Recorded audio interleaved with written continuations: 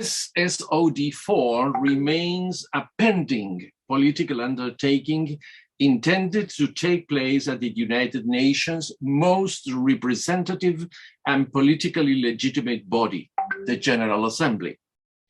As a universal meeting dealing comprehensively with the first of the three pillars of the United Nations, the fourth special session on disarmament would serve many purposes.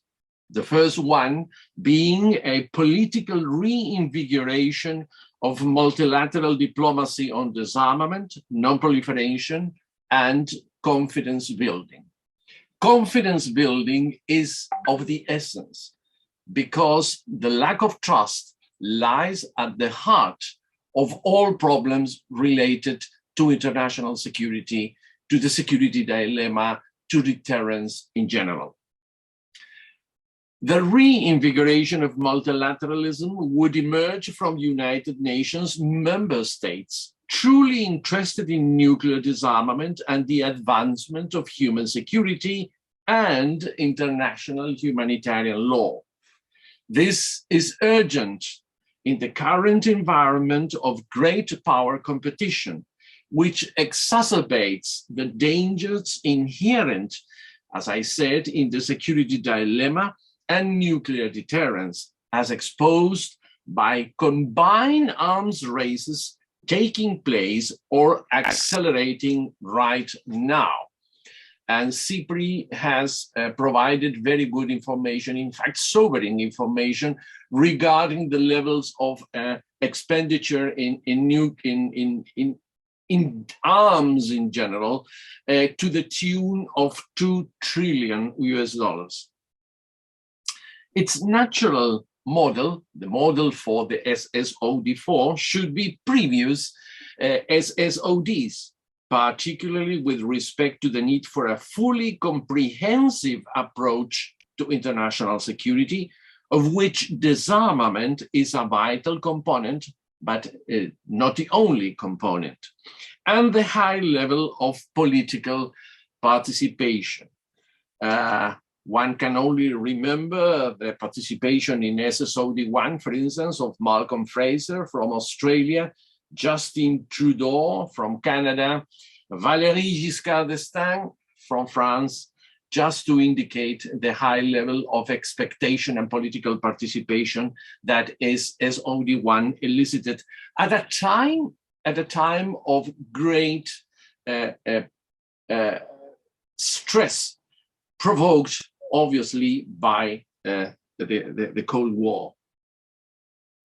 Such comprehensive approach ought to be conceptually embedded in paragraph 9 of the 2005 United Nations Summit final document. And here I'm going to quote paragraph 9 because it is very important. I will repeat, is resolution A/60/1, paragraph 9.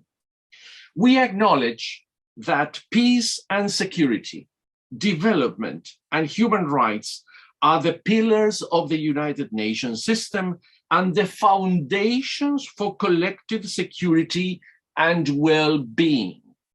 We recognize that development, peace and security, and human rights are interlinked and mutually reinforcing.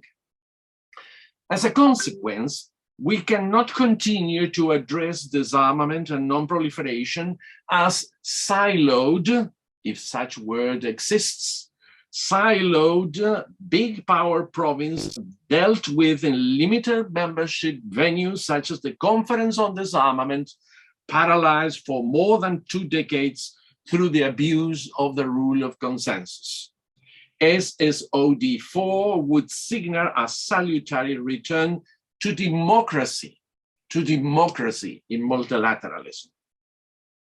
The SSOD4 should find tactical inspiration in the mainly humanitarian campaigns leading to the Ottawa and the Oslo Convention and the Treaty on the Prohibition of Nuclear Weapons.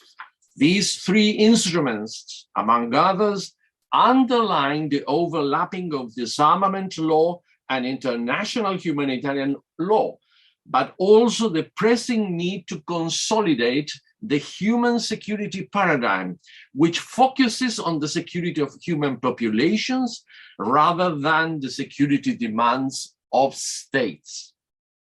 SSOD4 should increase and deepen the levels of civil society participation experienced in 1978, 1982, and 1988.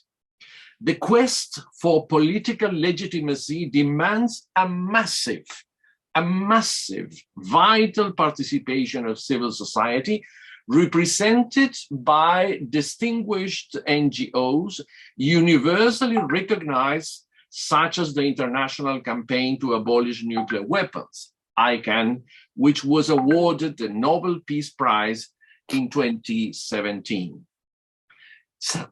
Such participation of civil society is indispensable to amplify the global impact of an initiative which will succeed only through enhanced levels of awareness and activism, such as those we observe and admire and envy in the environment and climate change movements.